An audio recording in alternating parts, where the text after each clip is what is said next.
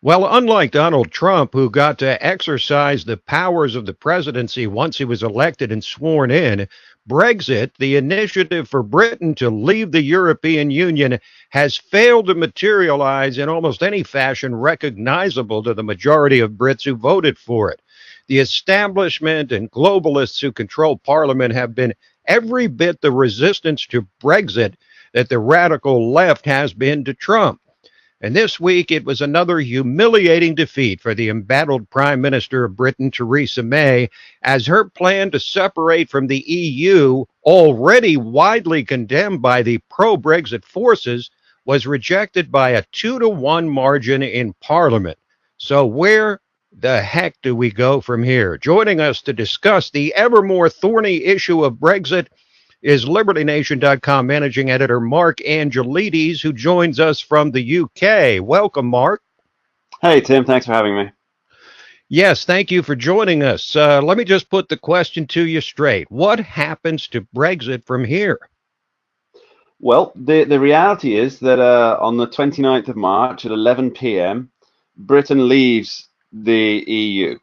So Brexit is happening one way or the other. The only question is, in what form will that be?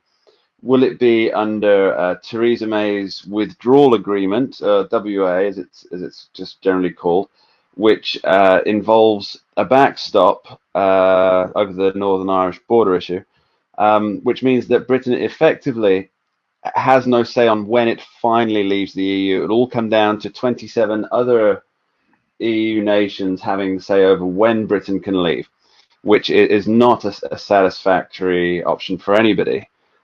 Or Theresa May can put together the legislation, and there are people proposing these bills now that we go forward with a second referendum, of which more later, I presume.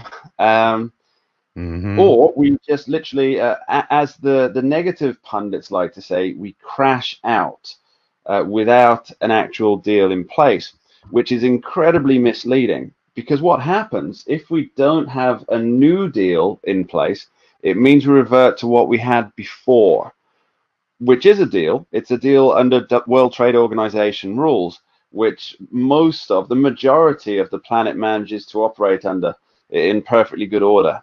Mark, what about Theresa May? As we've discussed, she was put in an almost impossible position of selling something she doesn't really believe in to a parliament utterly resistant to anything she puts forward. How long can Theresa May hang on by her fingernails?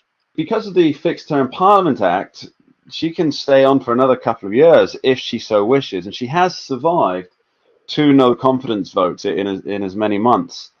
Whether she should stay on is a very, very different question. She doesn't have the support of her own party, a large portion of her own party. She obviously doesn't have support in the opposition party.